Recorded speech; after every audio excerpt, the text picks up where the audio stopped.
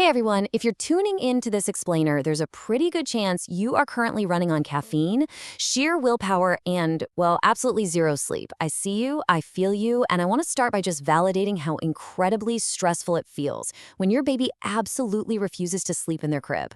Seriously, it is one of the most exhausting challenges of early parenthood. But listen, you are definitely not alone. And today, we're going to unpack exactly what is happening in that tiny brain of theirs. We're going to look at some really fascinating insights and explore a full spectrum of approaches to help everyone finally get some rest. It's that universal feeling of panic, right? You know the drill. You spend 30 minutes rocking your little one. They are completely milk drunk, fast asleep, looking like a little angel. But the absolute second their back touches the mattress, it's like they've been dropped onto a bed of hot lava. The tears start, and boom, you're right back to square one. So today, we are going to objectively explore the science behind this exact phenomenon. And more importantly, we're going to look at multiple, highly debated, contrasting expert solutions.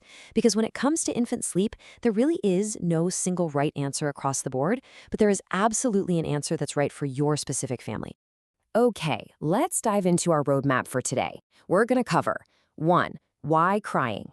2. The 4-month regression. 3. Weaning associations. 4. Gradual regulation. And 5. Contact sleeping. Section 1. Why crying? Let's take a look at the root causes. So according to the experts at Bureau van Slop, a crib isn't naturally an enemy to a baby, but it can very quickly become associated with negative feelings. Past experiences, like maybe a previous attempt at a cry-it-out method, can actually leave a baby feeling incredibly anxious and tense. They basically remember that the crib equals stress. Alternatively, if a baby has suffered from physical pain, things like acid reflux or intestinal cramps, lying flat on their back in the crib can actually amplify that pain, linking the bed to physical discomfort in their mind. And even if the reflux or the cramps have totally passed, the memory of that discomfort, it lingers. But there's also another beautifully simple, completely logical reason for their tears. If a baby is used to always sleeping with mom or dad, they simply associate their bed with not being with mom. To a tiny human who is literally wired for survival, being separated from their caregiver is a perfectly logical reason to sound the alarm. Now let's see how this builds when biology throws a massive wrench into the works. Section 2. The 4-month regression, a major biological milestone. Around this time, you might notice your baby is suddenly waking up constantly, taking these frustrating 20-minute micronaps and just needing intense comfort. But here is a really fascinating reframe from the sleep experts at Snuggles and Dreams. This isn't actually a regression at all. It's a progression. Right around 3.5 to 4.5 months, a baby's brain matures. Their sleep cycles become way more adult-like, lasting about 45 minutes during the day. The problem is, they start waking up briefly between these cycles and simply don't have the skills to connect them back together yet. Now, this whole disruption can lead to a highly exhausting phenomenon known as reversed cycling. Because the baby is waking up so often at night, they might demand endless night feedings just to get back to sleep. As a result, they kind of lose their appetite during the day. Then, the next night, they genuinely need those missed daytime calories, so they feed all night again. It is this vicious loop that severely disrupts both their digestion and, obviously, your sleep. Section 3. Approach 1, which is weaning associations and breaking habits. Listen, we all have sleep associations. Maybe you need a specific pillow, or you have to have the fan on to fall asleep. Babies are exactly the same. Common ones include being rocked, being fed to sleep, or relying on a pacifier. So the crucial point is this.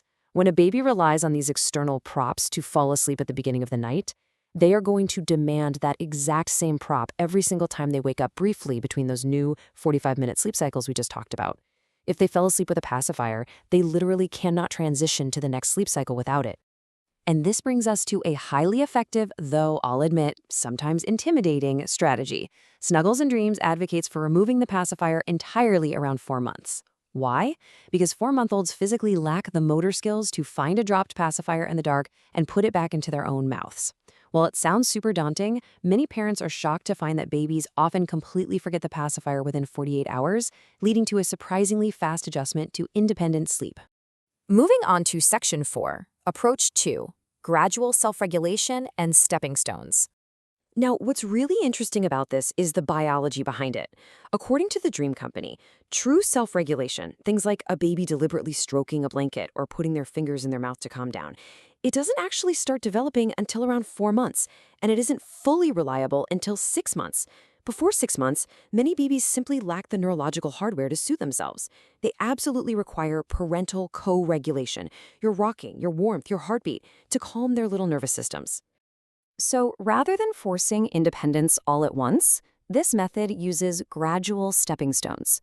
If your baby currently only sleeps in a carrier, step 1 is just transferring them to the crib fully, deeply asleep. You might have to wait 20 minutes for that deep sleep phase to hit. Once they tolerate waking up in the crib, you move to step 2. Rock them until they're just drowsy and then put them down. Over time, you phase out your presence, maybe just offering vocal comfort or gentle touches, slowly moving towards step 3, without ever overwhelming the baby's fragile nervous system. Section 5, Approach 3. We are talking about skin-to-skin and embracing contact sleeping. The power of human touch is just profound. A really fascinating study from Radboud University found that dedicating just 1 single hour of daily skin-to-skin contact where the baby, wearing only a diaper, rests right on a parent's bare chest during the first 5 weeks of life drastically reduces infant crying for up to 12 weeks. I mean, that is a massive return on investment for just 1 hour a day. And this brilliantly illustrates how closeness is literally biologically protective. The researchers noted that this intervention didn't just help the baby sleep longer and cry less, it actually extended the duration of exclusive breastfeeding. Plus, it yielded massive mental health benefits for the mothers, significantly reducing maternal anxiety and fatigue. It's a physiological win-win all around. Which brings us to a super powerful quote highlighted by Kind magazine from the famous pediatrician Donald Winnicott. There is no such thing as a baby. There is always a baby and someone.